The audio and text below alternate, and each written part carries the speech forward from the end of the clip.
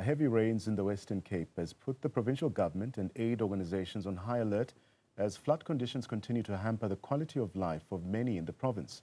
Since the start of the harsh weather conditions, Gift of the Givers has been on the ground assisting communities in the Western Cape. For more on this, we are joined by Ali Sablay, the spokesperson for Gift of the Givers. Ali, good to have you on the program despite the circumstances. Can you first start by giving us a sense of what your teams on the ground are witnessing right now in terms of the scale of the damage, but also the human need? You know, the calls have been pouring in non-stop.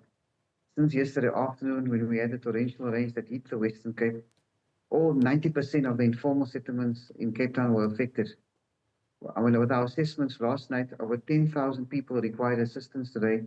Our teams visited 15 informal settlements, delivering hot meals, which was a priority, as in some of the areas, the electricity was off, all the foods got contaminated, leaving those affected with no food and not being able to support their families.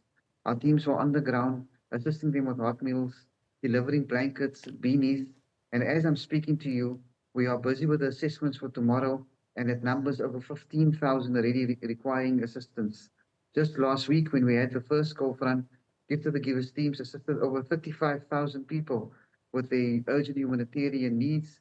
And with the second cold front, the residents are in dire states, as some of them do not know how they will recoup or rebuild after the rains over the last 2 weeks.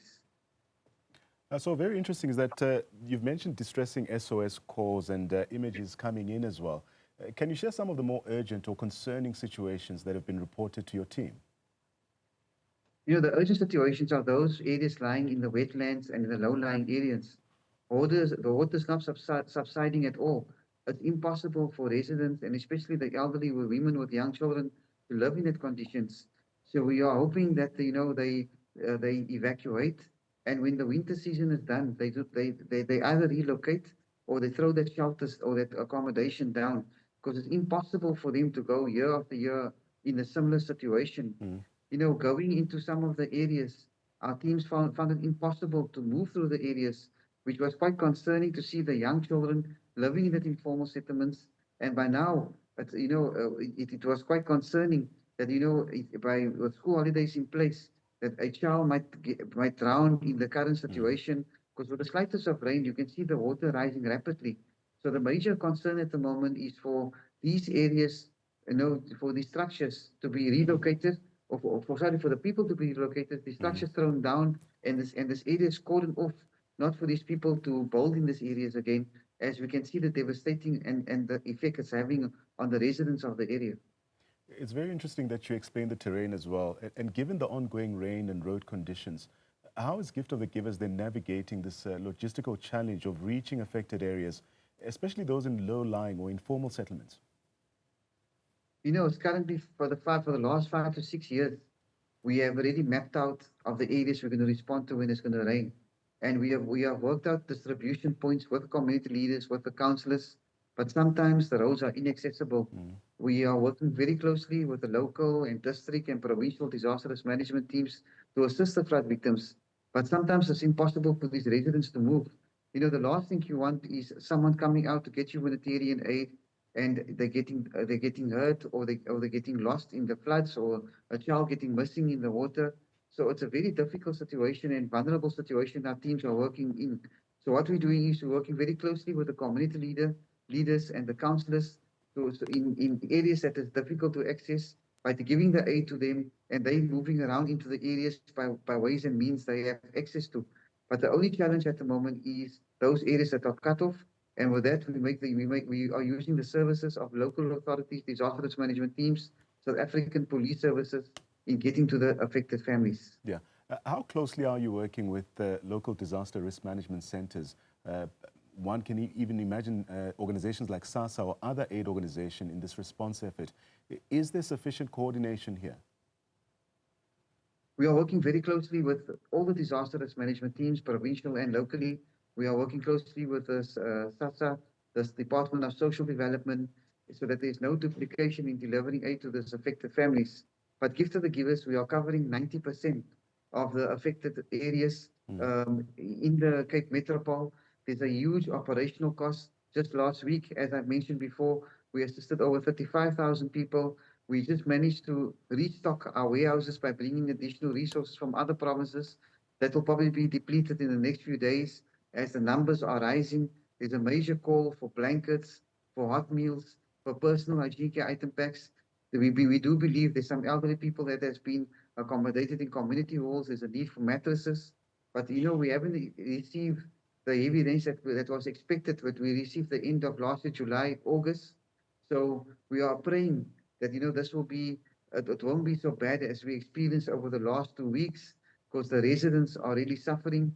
The situation is dire on the ground, and really, with the numbers coming through, if we take 35,000 of last week, and those we are assisting this week already is going to be over 70 to 80,000, close to the 100,000 mark, and we are just at the beginning of the rain season. It is the beginning of the rain season, but what are the biggest needs right now on the ground, and how can the public or even businesses contribute meaningfully to your efforts? There's a major need at the moment for blankets, warm clothing, distribution of hot meals, personal hygiene care item packs. The numbers are increasing daily. These calls are not stop coming in. Our teams have been woken up at 4 a.m., 5 a.m. by community members, and especially and nowadays flood victims calling themselves, asking, are we coming to the areas? Their families haven't eaten for the last 24 hours. So there's a major need of humanitarian items.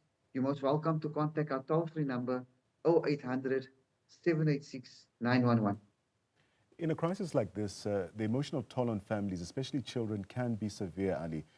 Is there any support being provided for trauma, or do you foresee that being needed in the coming days, if you will? Most definitely. There are still some families traumatized of last year's floods.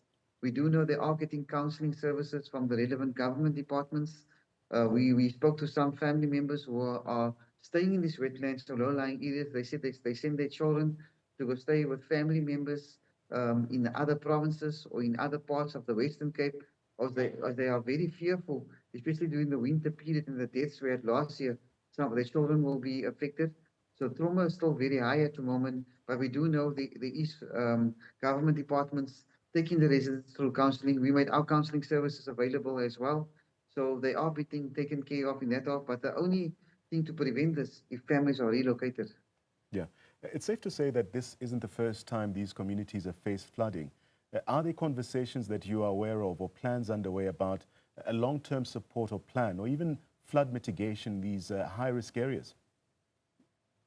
You can have the best flood mitigation, but when you're staying in a low-lying area, you're staying in a wetland area, you can have what mitigation plan, you're going to get flooded. The only process to avoid this is for them to be relocated.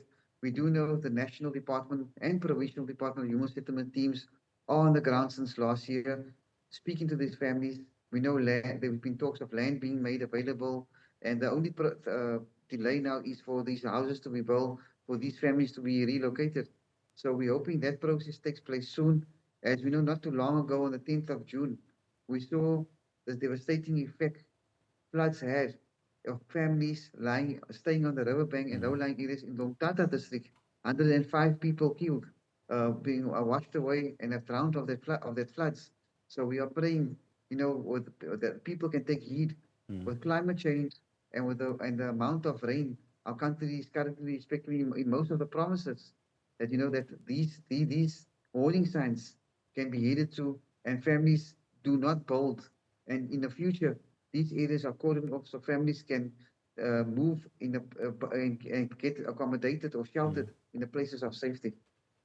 Mr. Sablay, if there's one message you'd like to leave our viewers with tonight, whether it's about empathy, preparedness, or action, what would that message be as we wrap? Number one, during this wet season, stay off the roads. If you do not have to be on the road, stay indoors. If you get a call from any official disaster risk management teams, municipalities to evacuate, please evacuate. Listen to the warning signs.